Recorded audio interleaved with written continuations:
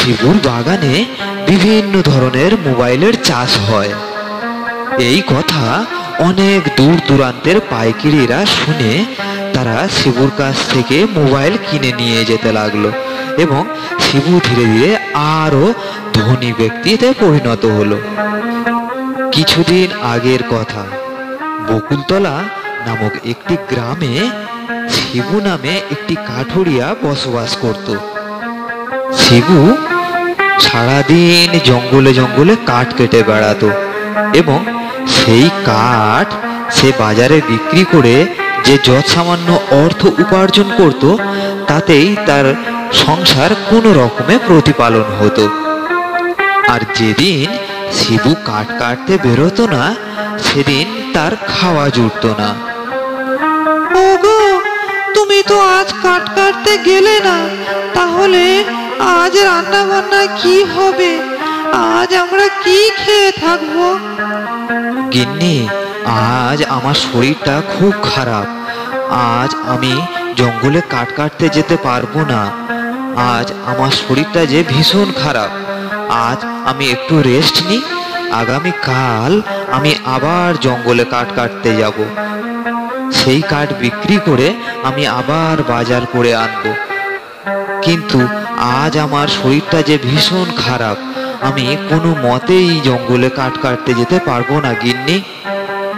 শরীর খারাপ সে তো আমি বুঝলাম, কিন্তু শরীর খারাপ বলে তো আর পেট শুনবে না। আজ সারাটা দিন তাহলে কি আমরা উপোসই থেকে যাব? আর কতদিন আমাদের এইভাবে অনাহারে থাকতে হবে? এর থেকে মরণও অনেক ভালো।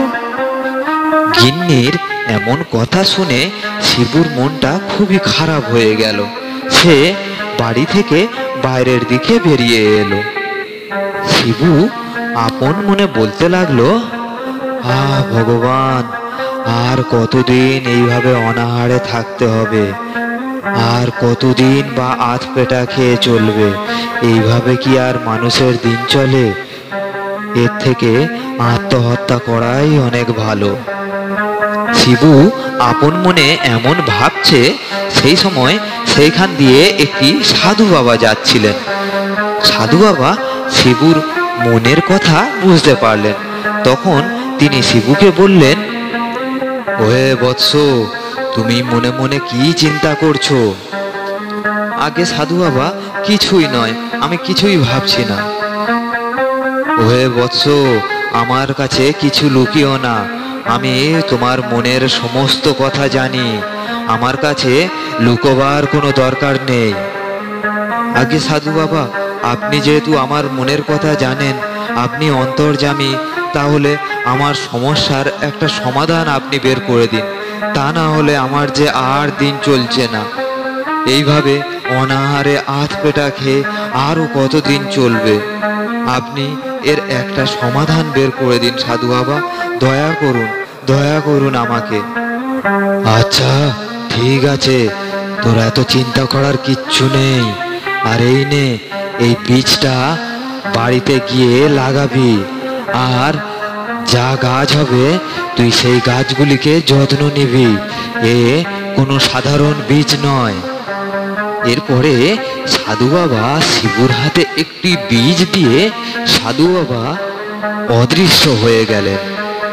শিবু সেই বীজটি নিয়ে বাড়ি ফিরে এলো। শিবু বাড়িতে ফিরে এসে সমস্ত কথা তার গিন্নিকে জানালো। সমস্ত কথা শুনে গিন্নি বলল, আগে সাধু বাবা তোমাকে এই বীজটাই দিল, তুমি সাধু বাবার কাছে থেকে কিছু অর্থ, টাকা পয়সা কিংবা খাবার দাবার চাইতে পারলে না? এই বীজ নিয়ে এখন তুমি করবেটা বা কি? তোমার মাথায় কি একটু বুদ্ধি শুদ্ধি নেই? এরপরে শিবুর বউ বাড়ির ভিতরে চলে গেল। আর শিবু সেই বীজটিকে বাড়ির উঠানে পুঁতে রাখলো। পরদিন সকালে শিবু উঠে দেখলো সেখানে অনেকগুলি ছোট ছোট চারা গাছ জন্ম নিয়েছে। শিবু তখন আনন্দে তার বউকে ডাকলো, ওগো শুনছো? তাড়াতাড়ি এসো, তাড়াতাড়ি এসো, দেখবে এসো, এখানে কত সুন্দর ছোট ছোট গাছ জন্মেছে। তাই তো, এখানে এই ছোট ছোট গাছগুলি হলো কিভাবে? বুঝেছি গিন্নি, বুঝেছি। কাল সাধু বাবা যে গাছটা বীজটা দিয়েছিল, সেই বীজ থেকেই এই চারা গাছগুলি জন্মেছে। আর এই চারা গাছগুলি দেখো কেমন অন্য ধরনের। এ বোধহয় কোনো সাধারণ চারা গাছ নয়।